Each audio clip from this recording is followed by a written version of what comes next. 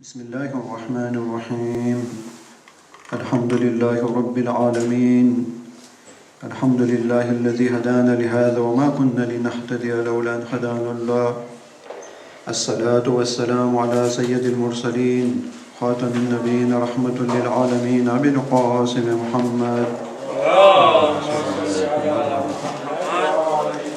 السلام عليك يا أبا عبد الله وعلى الأرواح التي حلت بفنائك عليكم منا جميعا سلام الله أبدا ما بقينا وبقي الليل والنهار ولا جعل الله آخر العهد منا لزيارتكم تسصام السلام على الحسين وعلى علي بن الحسين وعلى أولاد الحسين وعلى أصحاب الحسين أما بعد فقد قال الله تعالى في كتابه المجيد بسم الله الرحمن الرحيم وما خلقت الجن والإنس إلا ليعبدون صلى الله عليه وسلم اللهم صل على محمد وآل محمد. Alhamdulillah, nous sommes arrivés jusqu'à maintenant dans notre bahs, dans notre sujet à propos de l'adoration de Dieu. L'adoration de Dieu, comme nous avons dit, c'est une obligation par rapport à la créature, parce qu'il a son créateur qu'il a créé, donc ça devient obligatoire pour lui d'adorer son Seigneur. Et c'est ce que Dieu il nous a rappelé dans le Saint-Coran quand il a dit « Je n'ai pas créé les djinns et les humains sauf pour m'adorer ». Comment on doit l'adorer? Il a dit aussi qu'on doit l'adorer. Ya ayyuhan nas abudu rabbakum alladhi khalaqakum. Premièrement, adorer à ce Seigneur qui vous a créé. Parce qu'il nous a créé, donc nous devons l'adorer. Et comment nous devons l'adorer? Wa abudullaha wa la tushrik bihi shay'a. Adorer Dieu et ne l'associez pas avec un autre. Vous devez vouer un culte sincère à Dieu. Vous savez, à propos de l'adoration, c'est très important que quand nous lisons le tashahhud dans le salat, nous disons Ashhadu anna Muhammadan abduhu. C'est après que nous disons wa rasuluhu. Le ubudiyya, c'est primordial par rapport au risala. Vous voyez l'importance de ubudiyya. Ubudiyya, dans cet état où l'être humain il se met pour adorer son Seigneur. Ça, c'est ce qu'on appelle ubudiyya. Il n'adore que son Seigneur. Il ne compte que sur lui et il ne demande qu'à lui. C'est ça ce qu'on appelle ubudiyya. Donc nous, par rapport à notre prophète, nous avons dit, à chaque fois nous attestons qu'il était avant tout l'esclave de Dieu, il était avant tout le serviteur de Dieu. Ashhadu anna Muhammadan abduhu wa rasuluhu. L'importance de cette ubudiyya, ça a été mis avant le risala, parce que c'est très important. Donc, nous devons avant tout avoir dans notre esprit, c'est cet esprit de ubudiyya. Nous devons adorer notre Dieu sans lui associer quoi que ce soit, parce que c'est lui qui a dit, ne m'associez pas avec qui que ce soit. Pareil, dans le ubudiyya, ça veut dire nous devons suivre ce qu'il a dit, et non pas, selon nos désirs, nous devons l'adorer. Oui, il n'y a pas d'adoration à la carte. Par exemple, moi, je suis d'accord pour adorer Dieu seulement pour faire salat dhuhr, par exemple, mais je laisse salat subh. Oui, ça c'est à la carte. Vous voyez, à propos de cela, Imam Sadiq al-Islam, il nous rappelle un hadith. Il dit, c'était à propos de Iblis, quand Dieu lui a dit de se prosterner devant Adam. Vous savez, Qala Sadiq alayhi salam, Mada Qala, Omera Iblis bisujud li Adam. فقال يا رب وعزتك إن أعفيتني من سجود لآدم لأعبدنك عبادة ما عبدك أحد قط مثلها. Iblis il dit à Dieu, si tu me donnes l'autorisation que je puisse ne pas prosterner devant Adam, en échange je vais tellement t'adorer, telle adoration que personne ne va t'adorer comme cette adoration. Il dit à Dieu, tu m'as dit de me prosterner devant Adam, d'accord, mais moi je ne vais pas le faire, mais en échange je vais te donner une adoration que personne ne t'a adoré comme cela parmi tout ce que tu as créé. Et Dieu, qu'est-ce qu'il lui répond? Qala jalla jalala inni uhibbun uta'a min haythu urid. Dieu lui répond, moi ce que je veux c'est que je sois adoré selon mes désirs et non pas ce que toi tu aimes. Moi j'aime qu'on m'adore selon ce que je veux et non pas ce que toi tu veux. Oui. Ce n'est plus de l'adoration. Moi par exemple, si je dis à Dieu, c'est bon, je ne vais pas faire salat soub, mais en échange, je vais faire 10 rakats à 3 heures de l'après-midi. Pourquoi? Parce que c'est très difficile pour moi, le 2 rakats de salat soub. Donc, en échange, je vais faire, c'est pas grave, 100 rakats, mais le 2 rakats, je n'en veux pas. Ça, ce n'est plus de l'adoration. L'adoration, c'est quoi? C'est de faire à la lettre ce que Dieu il a dit. Il a dit, toi, tu te lèves à 5 heures du matin, quand c'est l'heure de Adhan, par exemple, et c'est l'heure de salat soub, tu te lèves, un point, c'est tout ce que je veux, là. Moi, tu sais, moi, je ne veux pas de ton salat. Qu'est-ce que je fais de ton salat, là? Est-ce que moi, j'ai une batterie pour que, quand tu fais salat, je me charge avec ce salat que tu fais? Moi, je suis riche, je n'ai pas besoin de tout ça, là. Mais moi, ce que je veux, c'est que toi, tu m'adores. Et ce que moi, je veux, c'est que toi, tu fais 2 rakats salat soub. Et non pas en échange, tu fais 10 rakats que tu veux. Ce n'est plus de l'adoration. Oui. Donc, on a cette tendance à faire cette adoration à la carte. Vous voyez, là, quand ça m'arrange, j'adore. Quand ça ne m'arrange pas, j'adore pas. Ce n'est plus de l'adoration. Oui. Et pareil, quand nous adorons Dieu, l'important, ce qui est dans cette adoration, c'est que je dois savoir que cet commandement, ça vient de Dieu. Par exemple, c'est Dieu qui m'a dit de faire salat soub, 2 rakats, on va dire, quand c'est 5 heures du matin, par exemple. L'important pour moi, c'est de savoir que ça vient de Dieu. Une fois que j'ai compris que ça vient de Dieu, ça devient une obligation pour moi, et je dois obéir, un point, c'est tout. Je ne dois plus poser de questions pourquoi Dieu il a fait 2 rakats et pas 4 rakats. Vous voyez, c'est un peu comme un esclave ou bien un serviteur. Son maître lui envoie pour acheter 3 kilos de pommes. Est-ce qu'il a demandé pourquoi tu achètes 3 kilos de pommes et pas 3 kilos de bananes, par exemple? Si c'est un serviteur, il n'a pas demandé, là, un point, c'est tout, il va, il achète. Et il donne ce que son maître, il veut. Donc nous, c'est pareil, nous, on a un maître, et il veut de nous des choses. Il veut, par exemple, que nous levons tôt le matin pour faire salat soub, 2 rakats. Voilà, donc nous devons nous lever. Ok, mon Seigneur. Comme on dit en farsi, tchasm. À vos ordres. Oui. Pareil, vous savez, l'adoration, nous devons voir déjà, il y a des actes que Dieu il nous a dit de faire. Ça, si nous faisons ça, ça devient une adoration envers Dieu parce que ça vient de Dieu. Par exemple, faire le jeûne du mois de Ramadan, faire le hajj, obéir aux parents, ne pas tuer, tout ça. C'est des actes d'adoration. Pourquoi? Parce que ça vient de Dieu. C'est Dieu qui a dit, fais ceci et ne fais pas cela. Vous voyez? Pareil, quand Dieu il a dit, moi je veux que tu fais le salat aux heures précises. Par exemple, salat Maghrib. Maghrib, on dit quand au moment où le soleil s'est couché, juste le moment, on appelle ça Maghrib. Une fois ça passe, on ne dit plus Maghrib, on dit Isha. Ouais, ça devient Layl après là. Donc Dieu il veut que nous faisons le salat à l'heure de Maghrib. Et non, certes, on a dans notre ahkam qu'on peut reporter le salat, mais dans des cas extrêmes, dans des cas urgents, qu'on n'a pas pu faire à l'heure, donc on s'est retrouvé par exemple dans un endroit où si on fait salat en pleine rue, peut-être il y aura des problèmes. Donc Dieu nous a donné une sorte de un autre temps pour que nous puissions faire le asr, l'ibadat, ça doit se faire au temps précis. Oui. C'est ça le ibadat. Quand Dieu il a dit, je veux que tu fasses à 5 heures, je dois le faire à 5 heures, non pas à 6 heures, 5 minutes avant le lever de soleil. Oui. C'est ça l'adoration, parce que celui-là, ce n'est plus de l'adoration.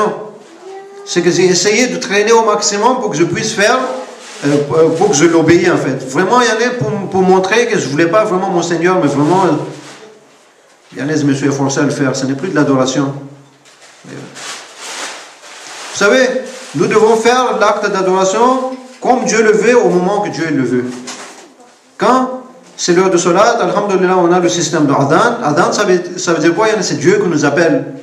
C'est Dieu qui nous appelle. Hayya la salat. Courir vers le salat, c'est Dieu qui nous appelle. Voyez là.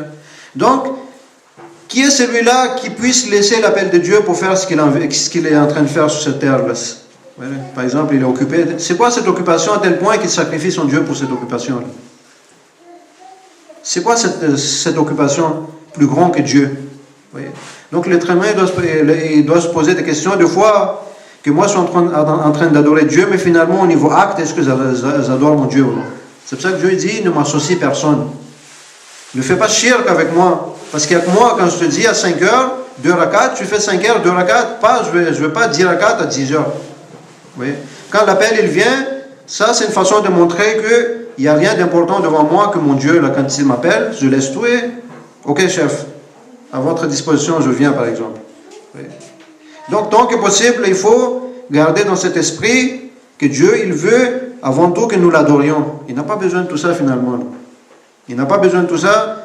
Seulement ce qu'il veut, c'est il nous met dans des différentes situations pour voir si nous l'adorons ou non. Deux fois, Dieu l'a mis, un, il est pauvre, l'autre, il est riche, un handicapé, un en bonne santé, un, il vit en Europe, l'autre, il vit en Arabie Saoudite, un autre qui vit en Iran, le quatrième, il vit en Égypte. Il y en a, on est dans des endroits différents et dans des systèmes différents. Mais l'endroit différent, le système différent ne doit pas nous empêcher d'adorer notre Dieu. Que nous soyons pauvres ou riches, ça ne change rien. Ça ne change rien que nous soyons malades ou pas malades. Il y en a, cette adoration, ça doit rester. Certes, on a des réductions, par exemple, quand quelqu'un est malade, il peut faire le salat, par exemple, en état couché, mais il doit toujours le faire. L'acte d'adoration, c'est toujours là. C'est ça l'adoration. Et donc, on a dit, en résumé, Dieu, il doit être adoré comme il le veut.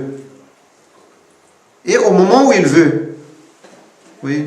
Il y a un qui dit, par exemple, non, je ne veux pas faire, par exemple, je ne veux pas mettre le hijab, mais en échange, je vais donner, par exemple, 5 000 € de khums.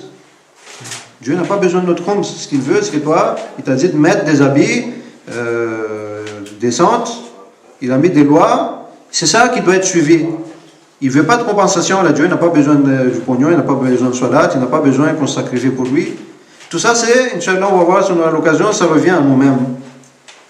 Donc, c'est ça l'acte d'adoration. Et une des actes d'adoration, comme je viens de dire, c'est résumé de ce qu'il y a. Comment adorer Dieu, c'est dans le salat. Comme je viens de dire, quand l'appel il vient, on doit laisser tout. Et ça, on est en train de montrer que, oh mon Dieu, je suis toujours ton adorateur. Quand toi tu m'appelles, il n'y a rien d'important pour moi à part ton appel. Donc, labbaik, Allahumma labbaik, labbaik, la sharika laka labbaik. J'y vais, je fais le salat. Et donc, quand nous faisons salat, avant tout, qu'est-ce qui est requis? Dans nos ahkam, on a, par exemple, on doit avoir cet état de pureté rituelle, comme on dit. On ne doit pas être najis, par exemple. On ne doit pas avoir le najasa, par exemple. On doit être en état de wudu. Donc, comme l'islam a insisté au niveau pureté externe, qui est tout ce qui est wudu, tahara, tout ça, l'être humain doit aussi donner l'importance à ce qui est pureté interne, pureté de son cœur. D'ailleurs, le salat lui-même, ça a été fait pourquoi? Inna salata tanha anil fahsha'i wal munkar. Le salat, ça empêche à l'être humain de faire du mal. Oui. Donc, il se met dans un état de pureté interne aussi. En même temps, il est dans un état de pureté externe. Il doit aussi avoir cette pureté interne. Il y a des gens, ils font salat, mais ils font du mal. Il y a beaucoup de gens, ils font le salat, mais ce salat-là ne les empêche pas de faire du mal. Donc, qu'est-ce qu'on dit? Le salat, ça vaut rien? Je vais vous donner un exemple pour répondre à cette question. Par exemple, des fois ça nous arrive, on a des enfants, ils mangent, mais ils ne prennent pas du poids. Ils ne prennent pas du poids. Et donc, quand on l'amène chez le médecin, tout de suite, après les analyses, le médecin il dit que lui, il a des parasites. Donc finalement, le problème, ce n'était pas dans les aliments qu'il mangeait, le problème, c'était en lui-même. Ces parasites-là, ça empêchait les aliments de faire ses actions souhaitées. Pareil, par exemple, il y a il est atteint par une infection, des fois même les antibactériens, par exemple, les médicaments qu'on a ne font plus l'effet, on dit que c'est des bactéries hyper résistantes. Tellement il a eu cette maladie que même les médicaments ne font plus l'effet. Donc la salat qu'on a, c'est une sorte de médicament. Le médicament il fait l'effet par rapport à des maladies qu'on peut soigner, mais ça arrive, il y a des moments où la maladie atteint un stade où on ne peut plus soigner. Oui. Donc s'il y a des gens qui font salat et que la salat ne peut pas empêcher ces gens-là à faire du mal, il doit se poser la question, il est où le problème? Et le problème c'est en eux-mêmes, c'est pas la salat. Parce que quelqu'un, normalement la salat est fait c'est un symbole d'adoration de Dieu. Comment ça se fait que quelqu'un, il dit que moi j'adore Dieu, il désobéit à Dieu quand Dieu il dit par exemple ne vole pas, il vole par exemple. Quand Dieu il dit ne fais pas l'adultère, il fait l'adultère. Quand Dieu il dit ne fais pas, ne diffame personne, il diffame. Quand Dieu dit ne fais pas ghiba, il fait ghiba. Quand Dieu dit respecte tes parents, il ne respecte pas ses parents par exemple. Quand Dieu dit sois miséricordieux envers ta famille, respecte ta femme par exemple ou vice versa, il ne fait pas. Et en même temps il fait salat, donc il n'a rien compris parce que la salat avant tout c'est pour lui montrer, c'est un rappel en fait salat. Aqimi salata li dhikri. Dieu il dit accomplis la salat pour se rappeler de moi, que c'est moi ton Seigneur et tu dois m'obéir. Et donc je t'ai donné des lois que tu dois pratiquer dans ta vie. Donc comment ça se fait que cette personne il fait salat et il ne tient pas compte de toutes ces lois que Dieu il lui a données? Donc ça c'est une contradiction, donc il doit se poser des questions. Il n'a pas compris ça veut dire quoi salat, il a atteint ce maladie ou rien ne peut le traiter. Parce qu'on a des gens, Dieu il dit il y a des gens sourds, aveugles, mieux, il ne peut plus retourner, il ne peut plus accepter. Tellement ils ont fait du mal dans leur vie qu'ils sont devenus comme des animaux. Il y en a, on ne peut plus leur montrer la voie. Donc la salat, c'est fait pour empêcher l'être humain de faire du mal. Et dans la salat, on a aussi, avant de faire salat, on doit se mettre devant le qibla. On doit se mettre devant la qibla. Donc ça aussi, comme notre visage il doit être vers le qibla, notre cœur aussi doit être vers le qibla, il doit être vers son Dieu. Il doit être dirigé vers son Dieu. Son but, ça doit être Dieu. Son amour, ça doit être Dieu. Sa crainte, ça doit être Dieu. D'où le bât de taqwa aussi. Et par rapport à l'adoration de Dieu, il y a aussi cette base de taqwa, il y a craindre Dieu. Wa alaykum salam. Dans la base de l'adoration, il y a aussi cette base de taqwa. Taqwa, ça veut dire quoi? Avoir cette crainte de Dieu en appliquant ce que Dieu il a dit, en évitant ce que Dieu il a interdit. C'est ça par définition le taqwa. Donc quelqu'un, s'il a compris, il a atteint. Salut ala nabi. Donc la personne, s'il a atteint ce stade où il a compris qu'il a son Créateur derrière lui et que lui il a été créé pour adorer son Seigneur, donc automatiquement il doit avoir ce crainte au fond de lui et donc automatiquement il applique ce que Dieu il a dit. Et donc automatiquement il fait toutes les obligations que Dieu lui a dit, entre autres parmi les obligations, vous le savez, par exemple faire le salat, respecter, être bon envers ses parents et éviter les choses haram. Ne pas faire de l'adultère, par exemple, ne pas boire de l'alcool, ne pas mentir, ne pas médire, ne pas espionner, ne pas tuer, ne pas commettre la débauche, et tout ça.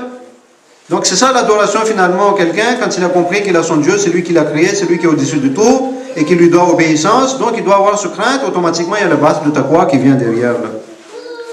Donc nous avons dit, dans la salat, il y a ce symbole de l'adoration, il y a tout finalement dedans. Si nous réfléchissons bien, il y a des petits détails. Si nous voyons tous ces détails-là, ça peut aider l'être humain à mieux se rapprocher de son Dieu.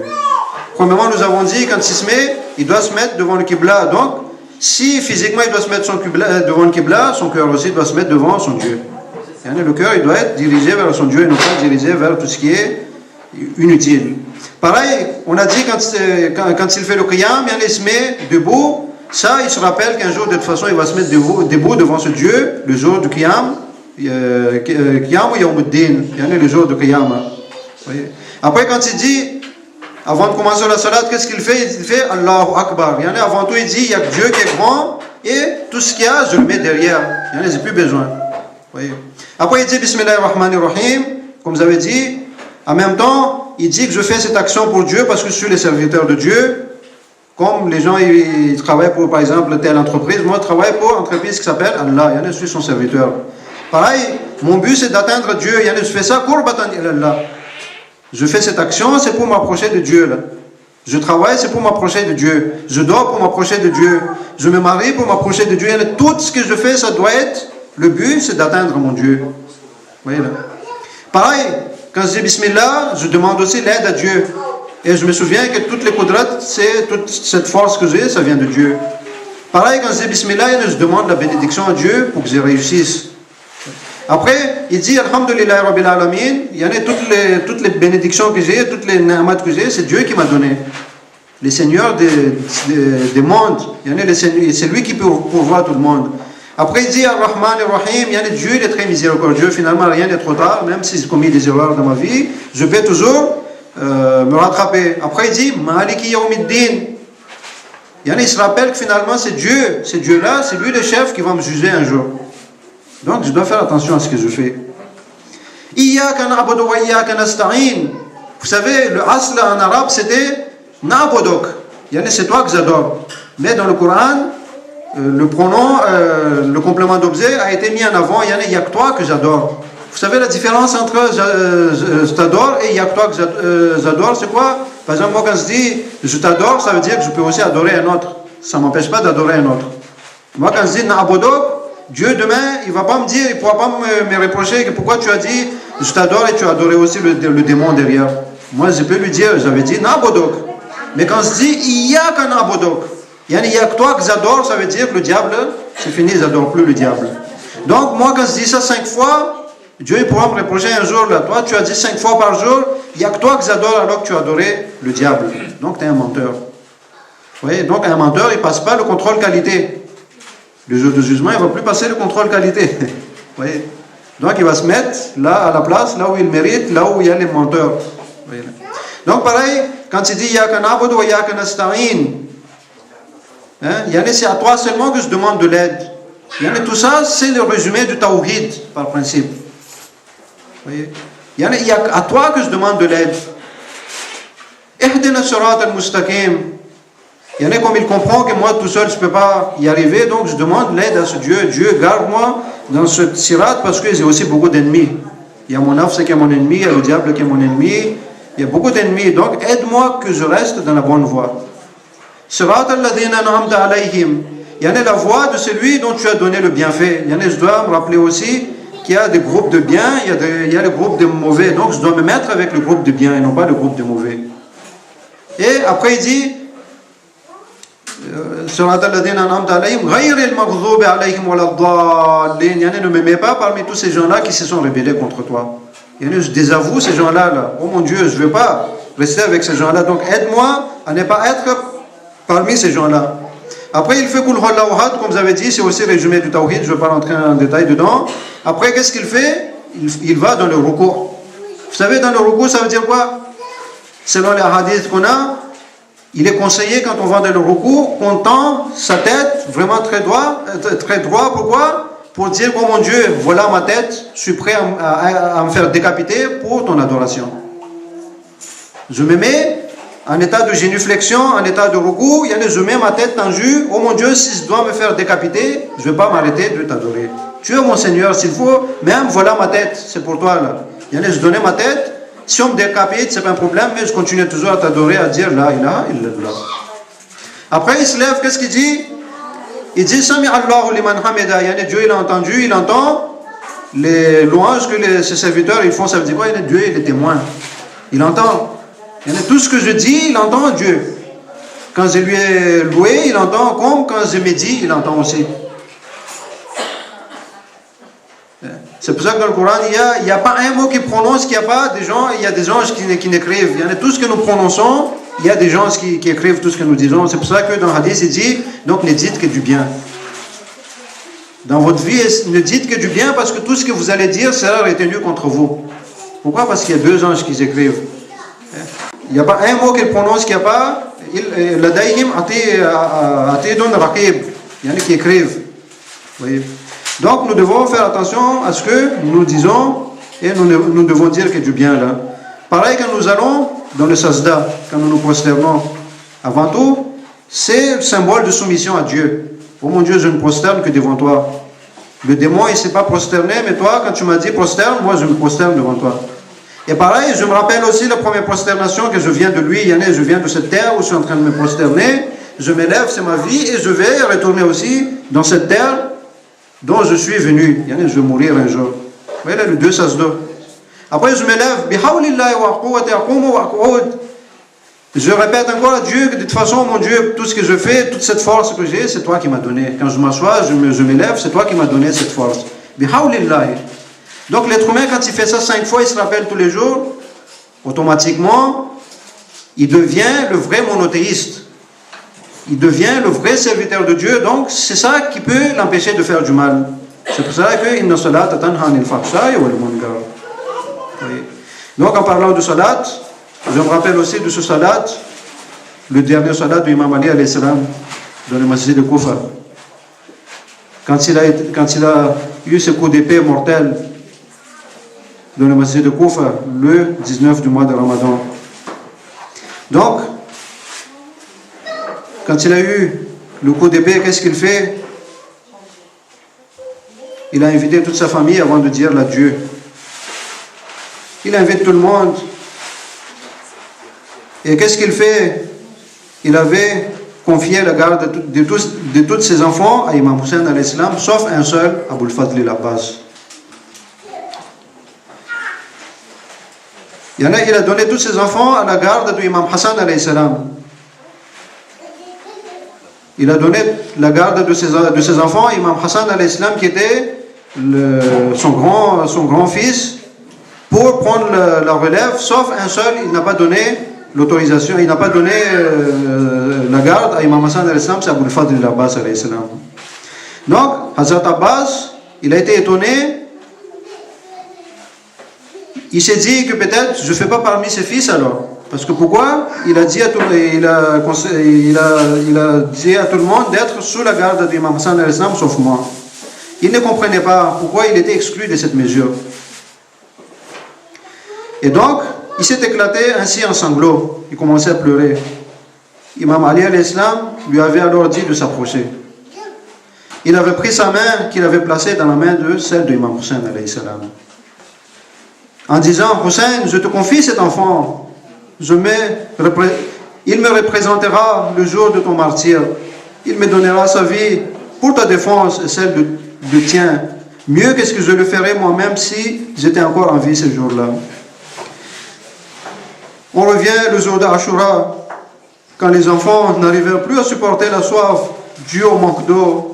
Soukaina, la petite fille de Hussein, s'approcha de son oncle Abbas, une autre vide à la main. Derrière elle, tous les autres enfants s'étaient rassemblés.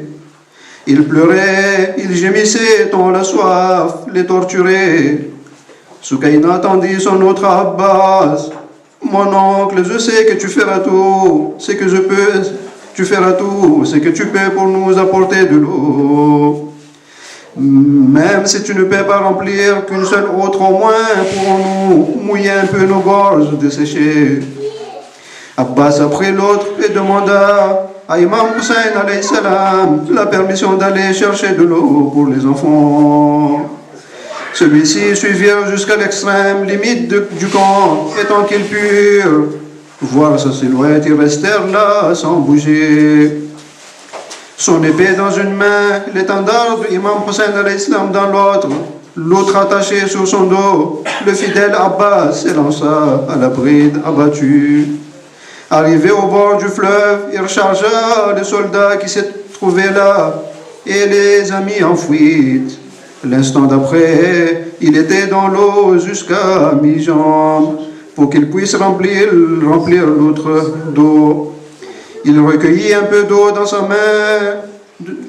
Il recueillit un peu d'eau dans sa main pour le porter à sa bouche et apaiser ainsi la soif qui ne lui laissait pas de répit.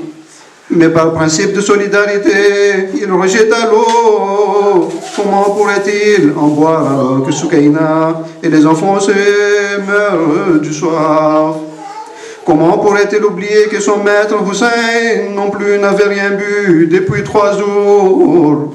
Son outre pleine, Abbas s'est remis en selle avec une seule pensée, apporter aussi vite que possible cette eau aux enfants qui l'attendaient.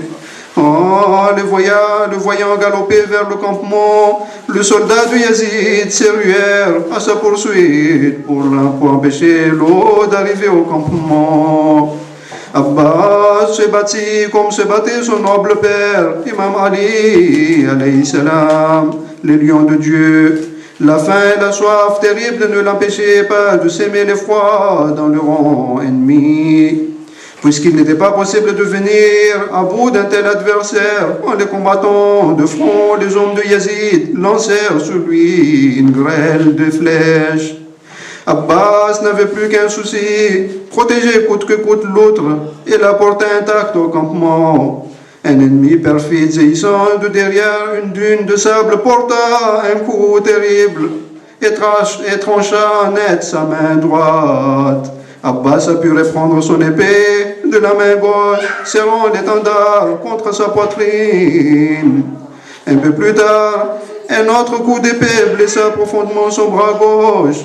Abbas serra l'autre entre ses dents, coinça l'étendard contre sa poitrine, et sa monture efforça le barrage. Il n'était plus habité que par la pensée de Soukaina et des enfants qui avaient mis en lui tous leurs espoirs.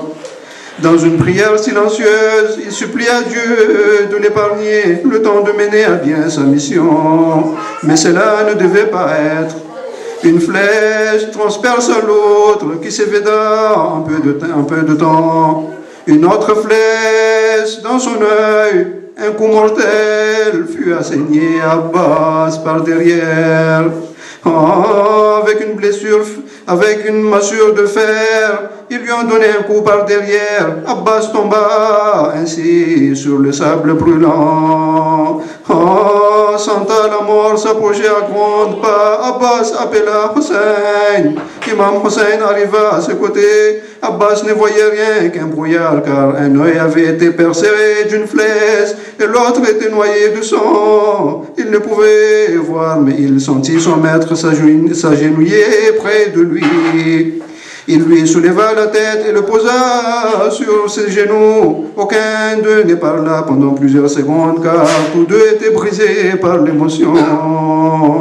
À la fin, Imam Hussein rompit le silence, parlant d'une voix entrecoupée de sanglots. « Abbas, mon frère, comment t'ont-ils traité? Tu es venu, mon maître, a dit Abbas. Je craignais de ne pas pouvoir te dire adieu, mais Dieu merci, tu es venu. » Abbas laissa glisser sa tête sur le sable tendrement. Imam Hussein l'a pris dans ses mains et l'a remis sur ses genoux, lui demandant pourquoi il l'avait retiré. « Mon maître a dit Abbas, quand toi tu rendras ton dernier soupir, personne ne sera près de toi pour prendre ta tête sur ses genoux, ni pour te réconforter. C'est pourquoi il vaut mieux que ma tête repose sous le sable lorsque je rendrai l'âme, tout comme ce sera le cas pour toi-même. Et puis je suis ton serviteur, et toi tu es mon maître, et il n'est pas convenable que je pose ma tête sur tes genoux. » Imam Hussein gardait le visage de ce frère si dévoué, et il ne pouvait retenir ses sanglots. « Mon maître, je voudrais exprimer mes dernières volontés. Quand je suis venu au monde, ton visage est la première chose que j'ai vue, et je voudrais avant de mourir encore voir ton visage. Mon deuxième souhait, ô mon maître, est que tu ne me ramènes pas mon corps au campement, car j'avais promis à Soukaina de lui rapporter son outre plein d'eau. Et je n'ai pas pu tenir ma promesse. Je n'ose donc pas me trouver en sa présence, même après ma mort. Et puis, depuis ce matin, tu as subi tant de preuves, ô mon maître, que je ne veux pas que tu t'épuises en transportant mon corps. Enfin, je ne veux pas que tu laisses Soukaina venir jusqu'ici. Je sais quelle affection elle éprouvait pour moi. Me voir dans cet état pourrait la tuer. Abbas, je te promets de respecter tes dernières volontés, a dit Hussein. Mais moi aussi, je veux te demander une faveur. Depuis ton enfance, tu m'appelles ton maître au moins une fois. Aujourd'hui, appelle-moi ton frère. Imam Hussein nettoya le sang qui aveuglait son œil. Les deux frères échangèrent un long regard d'adieu. Abbas murmura, mon frère, et avec ces mots, il rendit le dernier soupir. Ainsi, Imam Hussein se retrouva seul face à ses ennemis assoiffés de son sang et s'effondra un instant. Inna lillahi wa inna ilayhi raji'un. ألا لعنة الله على الظالمين اللهم لعن أول ظالم ظلم حق محمد وآل محمد وآخر تابع له على ذلك اللهم لعنهم جميعا. Tous ensemble, on lit 5 fois le verset d'Amma Yujib al-Muttara pour la guérison de nos malades, pour exaucer nos vœux, pour résoudre nos problèmes, pour nous protéger et pour accélérer la venue de notre imam. أعوذ بالله من الشيطان الرجيم بسم الله الرحمن الرحيم أما يجيب المضطر إذا دعاه ويكشف السوء أما يجيب المضطر إذا دعاه ويكشف السوء أما يجيب المضطر إذا دعاه ويكشف السوء أما يجيب المضطر إذا دعاه ويكشف السوء أما يجيب المضطر إذا دعاه ويكشف السوء. يا الله يا الله يا الله، بحق الحسين وشهداء كربلاء اغفر لنا وتب علينا. اللهم اغفر لأمواتنا وأموات الحاضرين. اللهم اشف مرضانا، اللهم اشف كل مريض. اللهم سد فقرنا بغناك، اللهم غير سوء حالنا بحسن حالك. اللهم سد فقرنا بغناك، اللهم اقض حوائجنا، اللهم وعجل فرج امام زماننا وسهل مخرجا، واجعلنا من انصار واعوانه، وارزقنا الشهاده بين يديك. اللهم كل وليك الحجة ابن الحسن صلواتك عليه وعلى آبائه في هذه الساعة وفي كل ساعة، وليا وحافظا وقائدا وناصرا ودليلا وعينا، حتى تسكنه أرضك طوعا وتمتعه فيها طويلا برحمتك يا أرحم الراحمين.